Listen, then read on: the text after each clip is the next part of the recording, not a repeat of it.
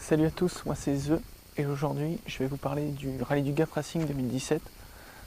Alors je suis en vacances, il fait 50 millions de degrés et pourtant je vais quand même vous faire une vidéo parce que je vous aime bien. Donc vous avez intérêt à la kiffer. Allez, c'est parti.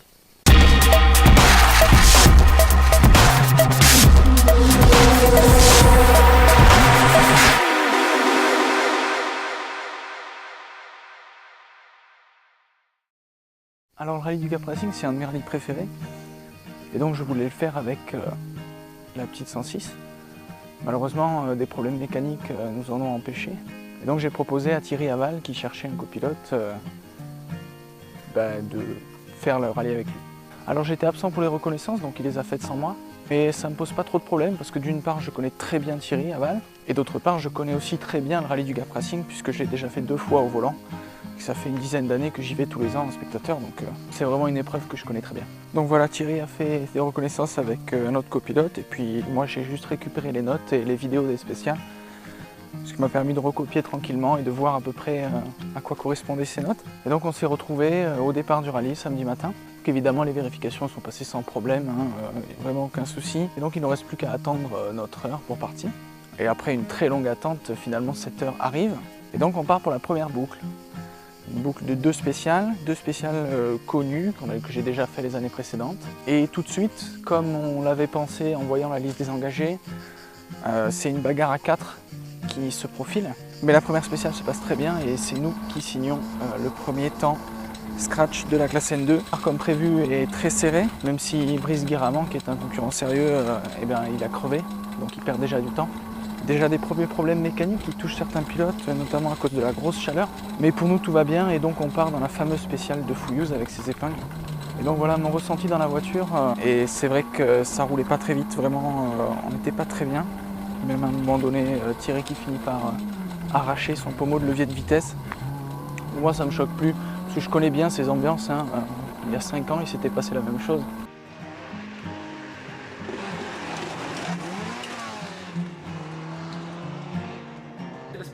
Trop énervé, il a arraché le pommeau de vitesse.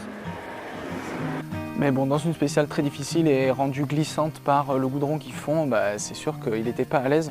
Et donc on fait un temps plutôt moyen. Et par-dessus ça, en plus, les commissaires sont trompés sur notre carnet. Donc on pense vraiment à ce moment-là avoir fait un temps vraiment complètement nul.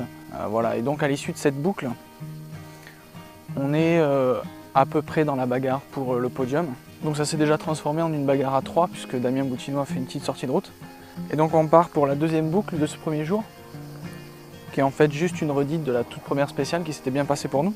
Quand on arrive sur place, on est arrêté pendant de très longues minutes puisqu'il y a un début d'incendie.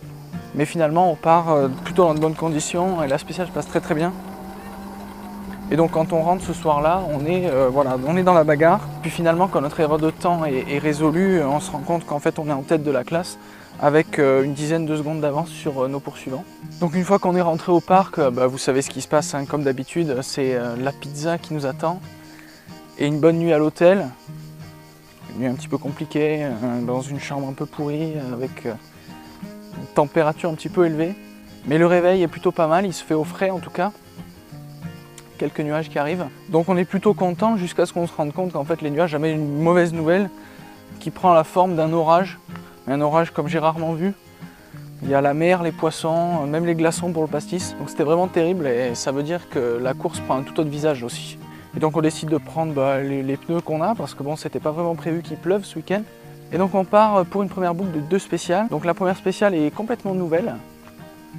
Je crois que la dernière fois qu'ils l'ont fait c'était en 2000 d'après ce que j'ai entendu. Donc il n'y a pas grand monde qui la connaît. Et la deuxième, c'est une de mes spéciales préférées. Vous le savez, c'est Notre-Dame du Lot, qui est vraiment une spéciale magnifique mais très compliquée. Et donc pour ajouter un peu plus de challenge, surtout pour Thierry, on part dans ces spéciales sur une route un petit peu mouillée. Donc on est arrêté de longues minutes sur la première spéciale à cause d'un spectateur qui ne voulait pas bouger apparemment, mais on finit par partir et cette spéciale se passe pas très bien.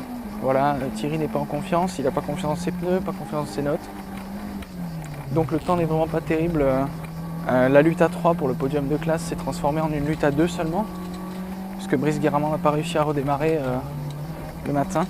Mais si on continue à lâcher les secondes comme ça, notre avance sur Florent Proudhon, elle va vite tomber. Et donc si on rajoute à ça la spéciale du lot qui déjà en temps normal est très compliqué, et là en plus à moitié sur le mouillé, à moitié sur le sec. Voilà, c'était très difficile. On se fait en plus piéger dans une des chicanes. Voilà, on ramène un petit peu de paille, ça fait un souvenir. Donc voilà, une autre spéciale qui se passe pas très bien. Et on perd encore du temps du coup sur Florent Prodon. Donc il va falloir un petit peu se réveiller pour la boucle suivante. Donc voilà, au moment de partir pour la deuxième boucle, le temps s'est calmé. La route a complètement séché, donc on remet des slicks et puis on va pouvoir envoyer du pâté. Et donc c'est ce qu'on a fait, on a vraiment envoyé du gros bois. Ça a vraiment roulé très fort dans ces deux spéciales. Et on a pris beaucoup de plaisir, donc c'était vraiment super. Et en plus les chronos étaient là. On se fait encore une petite frayeur dans la chicane de Notre-Dame-du-Lot. Finalement on n'aura jamais trouvé comment la passer celle-là. Et donc à l'arrivée, malgré les erreurs de temps récurrentes, on finit par calculer qu'on arrive à garder la tête. On a repris pas mal de temps dans ces deux spéciales à Florent Prodon qui était derrière nous et qui était menaçant. Et donc je repars de ce Gap Racing avec ma deuxième victoire de classe. Donc c'est vraiment super, c'est vraiment génial des courses qui se passent comme ça, qui se passent bien comme ça. C'est vraiment le top.